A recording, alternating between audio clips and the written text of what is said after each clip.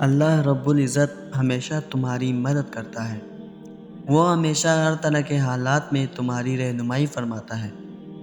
وہ تمہیں کبھی بھی مکمل طور پر دنیا کے حوالے نہیں کرتا۔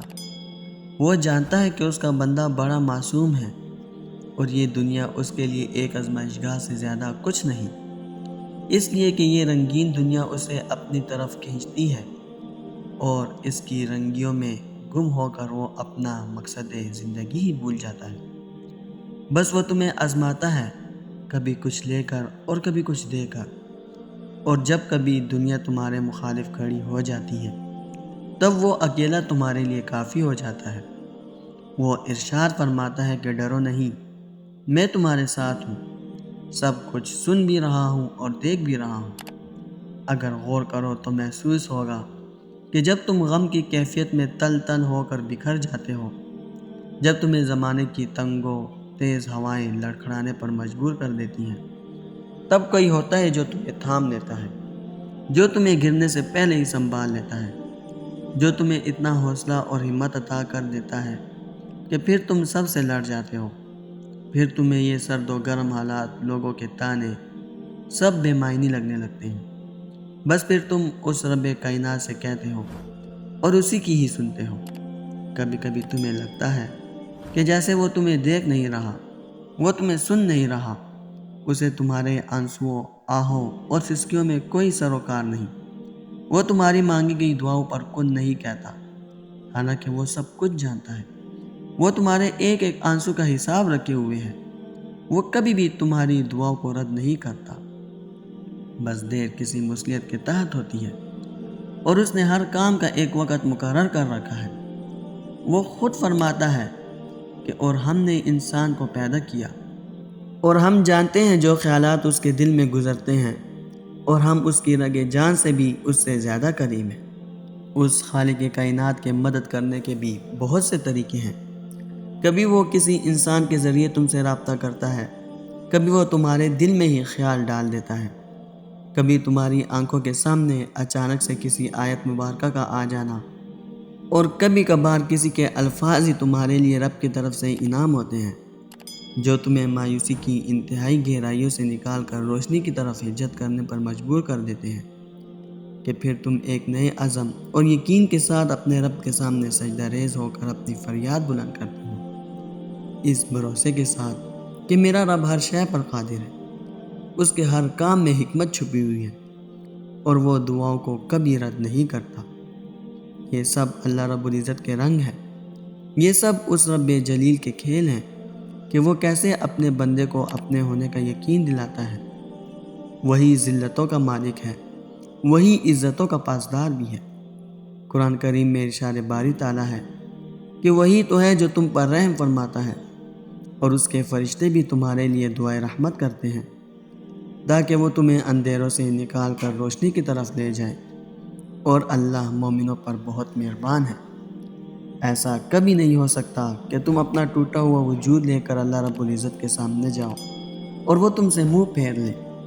ایسا ہو ہی نہیں سکتا کہ تم سجدے میں گر کر گڑ گڑاؤ اور اللہ رب العزت تمہیں تھامے نہ۔ ایسا کبھی نہیں ہو سکتا کہ تم ساری رات تڑپ کر گزار دو اور اللہ رب العزت کو خبر نہ ہو۔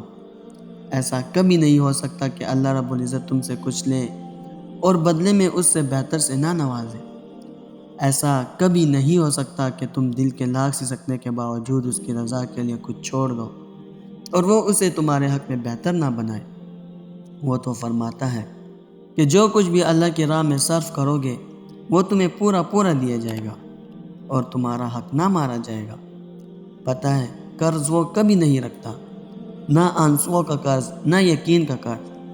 تم جو اسے دیتے ہو وہ اسے دگنا کر کے واپس عطا کرتا ہے۔ تم ایک قطرے کے لیے آنسو بہاتے ہو، وہ تمہارے لیے 7 سمندر لکھ دے گا۔ تم اگر اس پر ایک ستارے جتنا بھی یقین رکھو گے تو وہ تمہیں اس وسیع و عریض آسمان سے بڑھ کر معجزے عطا کر دے گا۔ میرا رب بڑا خوددار ہے، بڑا عزت والا ہے، بڑا رحیم ہے، بڑی طاقتوں والا ہے۔ وہ لیتا نہیں ہے، وہ تو بس دیتا ہے، یہی صفت ہے اس کی۔ وہ اسی نام سے تو جانا جاتا ہے۔ وہ کہتا ہے کہ میں عطا ہوں، میں عطا کرنے والا ہوں۔ تمہاری سوچ سے باہر، تمہارے گمان سے بہت آگے۔ اس کا وعدہ ہے تم سے کہ دعا کرو، میں تمہاری دعاؤں کو قبول کروں گا۔ پھر کون ہے جو تمہیں بے یقین کیے ہوئے ہے؟ جب دینے والا کہہ رہا ہے کہ مانگو مجھ سے میں دوں گا، تو پھر تم مانگتے ہوئے کیوں پریشان ہو؟ دیکھو، تمہیں وہ مانگنا ہے جو تمہیں چاہیے، باقی کے انتظامات تو وہ خود کرے گا۔ غیب سے، عرش سے یا فرش سے، یہ وہ جانے اور اس کی قدرتیں جانے۔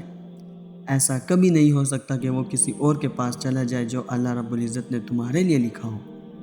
مانگو اس سے، وہ سب سن رہا ہے۔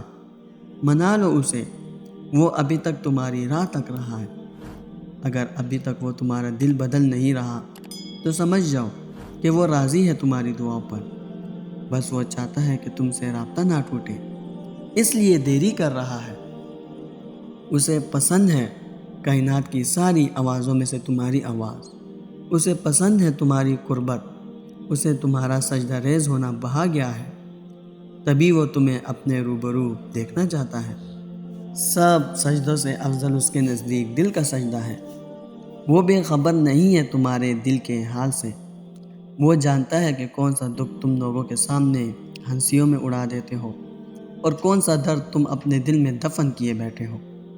وہ ان بے آواز سسکیوں اور تمہاری آنکھوں میں درد کی شدت سے بہنے والے آنسوں سے بھی بے خبر نہیں ہے۔ کیا تم یہ سوچتے ہو کہ وہ جو اس دل کا مکین ہے وہ تمہارے تکلیف سے آشنا نہیں ہے، یا وہ تمہیں بھول بیٹھا ہے؟ یاد رکھو، وہ تمہارے دل میں پائے جانے والے تمام خیالات و وسوسوں کو جانتا ہے۔